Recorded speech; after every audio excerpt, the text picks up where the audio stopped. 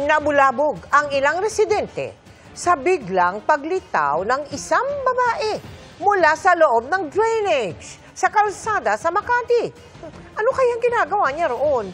Nakatutok si Mark Salazar.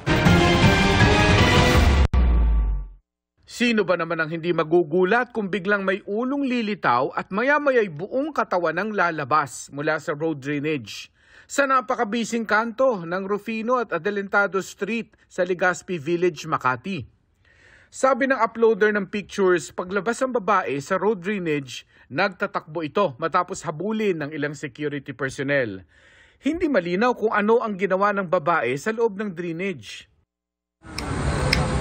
Kanina, tiniktik ng autoridad ang drainage para mas masilip ang loob ng drainage na pinanggalingan ng babae. Masikip ang espasyo sa loob.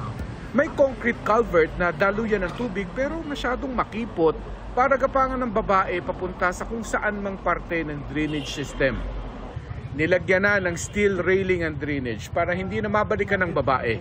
Sinubukan namin kunan ng pahayag ang Makati Police at ang MASEA o Makati Central Estate Association pero walang nagpaunlak ng panayam.